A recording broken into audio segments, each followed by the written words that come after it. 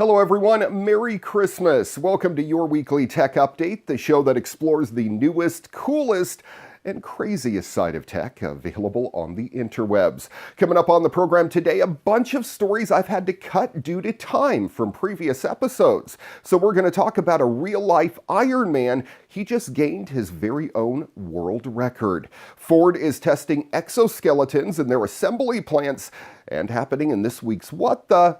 5 women rob a Victoria's Secret with mace and a stun gun. All that and a whole lot more coming up on your weekly tech update next.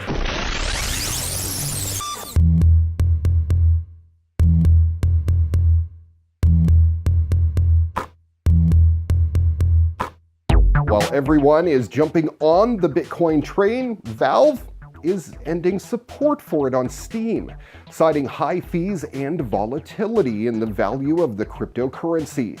Valve said in a post on Steam, "In the last few months, we've seen an increase in the volatility in the value of Bitcoin and a significant increase in the fees to process transactions on the Bitcoin network. For example, transaction fees that are charged to the consumer have skyrocketed this year, topping out at close to $20 a transaction, compared to roughly 20 cents when we first initially enabled Bitcoin. Unfortunately, Valve has no control over the amount of the fee, but these fees result in unreasonably high costs for purchasing games when paying with Bitcoin. The high transaction fees cause even greater problems when the value of Bitcoin itself drops dramatically. The open source cryptocurrency reached new heights recently. Steam did say that they would reevaluate whether Bitcoin makes sense for them and for the Steam community sometime at a later date. A team of Department of Energy scientists at the Joint Center for Energy Storage Research has discovered the fastest magnesium-ion solid-state conductor. It's a major step towards making solid-state magnesium-ion batteries that are both more energy-dense and safer than what you have in your smartphone. The electrolyte, which carries charge back and forth between the battery's cathode and anode, is a liquid in all commercial batteries, which makes them potentially flammable, especially in lithium-ion batteries. Now, a solid-state conductor, which has the potential to become an electrolyte, would be far more fire-resistant and have other benefits too. Researchers were working on a magnesium battery, but were stumped with no good options for a liquid electrolyte, most of which tend to be corrosive against other parts of a battery. One of the scientists working on the project said magnesium is such a new technology, it doesn't have any good liquid electrolytes. We thought, why not leapfrog and make a solid-state electrolyte? That easy, huh? The material that they came up with? A new class of solid conductors that can transport magnesium ions at unprecedented speeds. This discovery could have a dramatic effect on the energy landscape. This work brought together a great team of scientists from various scientific disciplines and took the first stab at the formidable challenge of building a solid-state magnesium battery.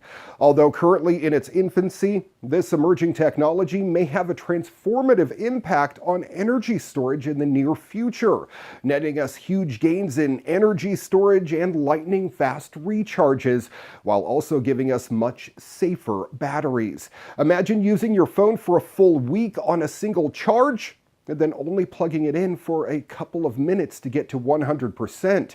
That's a future I'm down with, and one we may see sooner rather than later. Tomorrow's replacement skin could be 3D printed from a new ink embedded with living bacteria. Bacteria are able to do everything from breaking down toxins to synthesizing vitamins. When they move, they create strands of a material called cellulose that is useful for wound patches and other medical applications. Now, until now, bacterial cellulose could only be grown on a flat surface, and few parts of our body are perfectly flat. In a paper published in Science Advances, researchers created a special ink that contains these living bacteria. Because it is an ink, it can be used to 3D print in shapes, including a t-shirt, a face, and circles, and not just flat sheets.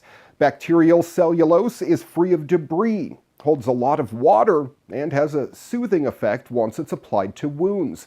Because it's a natural material, our body is unlikely to reject it. So it has many potential applications for creating skin transplants, biosensors, or even tissue envelopes that carry and protect organs before transplanting them. The tricky part is how the cellulose is made. These harmless bacteria produce strands of cellulose to help propel themselves forward.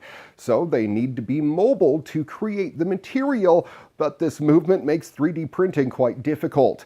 Their special living ink includes sugars that bacteria can use as nutrients, so they stay alive and continue producing cellulose. It also incorporates a tiny type of glass bead that breaks apart and lets the entire ink flow through a printing nozzle before solidifying, that is. So most of the cellulose is actually produced on the surface of the printed object after printing. Now, the team is able to make other shapes. There's a lot of potential here for personalized skin or scaffolds that fit people perfectly, and the material should be easy to scale. The ink components are cheap, and culturing the various strains of bacteria is fairly straightforward. The team is now working on potential improvements, such as creating inks with different properties. But if one day they perfect their method, our bacteria-filled bodies might become even more merged with these invisible organisms.